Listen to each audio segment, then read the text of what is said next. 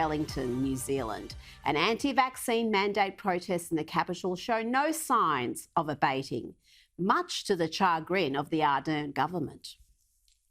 There are significantly more people here today than there would usually be on a weekday. People seem to have a renewed sense of purpose. There are police right here at Parliament, but they are few and far between on the surrounding streets. This is a mess of the government's making, and what they need to do is take action and have a really clear de-escalation strategy. Every day it's growing. Every day there's just more and more people. I'm not going home, bro. This is the end of the road for me.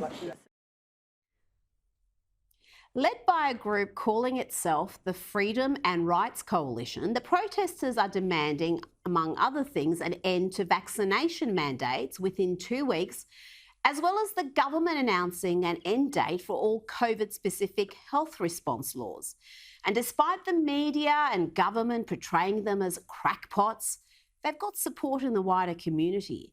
Here's former New Zealand National MP and former police officer Matt King. Matt, tell me what it's going to take for these protesters to move on. Look, I can't speak for them, but I can tell you that 98% of the people that I've spoken to there over the last 2 days, if the mandates are removed, they will leave. And I'm telling you, there's some ex-police in that there. There's some ex-Defence Force personnel there that have been lost their jobs because of the mandates there and there. There's some big, handy sort of guys, good rugby guys. The people that have never been in trouble with the police, that have turned up there because they didn't like what they saw. As you know, the New Zealand government and its PM, Jacinda Ardern in particular, have become laughingstocks of the world, having shut themselves off indefinitely from the rest of the world and implementing draconian measures in some futile attempt to eliminate a virus that cannot be eliminated. The rest of the world has worked that out. Now, Jacinda Ardern, a former president of the International Union of Socialist Youth, would like nothing more than to compel these protesters to leave. But there's just one problem. Her police commissioner believes not only in the rule of law, but also civil liberties. How quaint.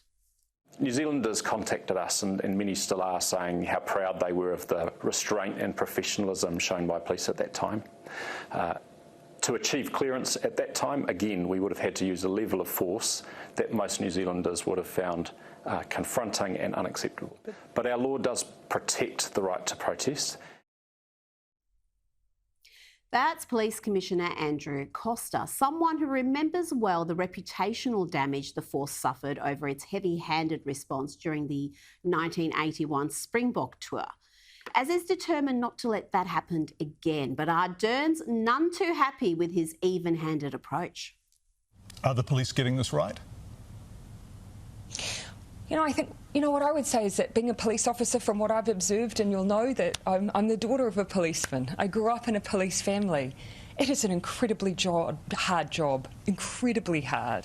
Does it mean that I'll agree with every single decision? Not necessarily, but they do have my support. OK, so in terms of the decisions that you may not have agreed with, do you think the police should have gone in earlier? And again, I don't see any value in going through that now, because this would be a moot point. I wonder if she's envious of a kindred spirit from Canada. The consequences are becoming more and more severe.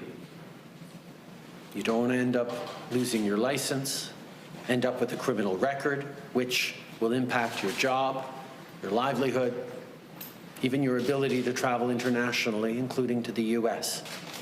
We've heard you. It's time to go home now.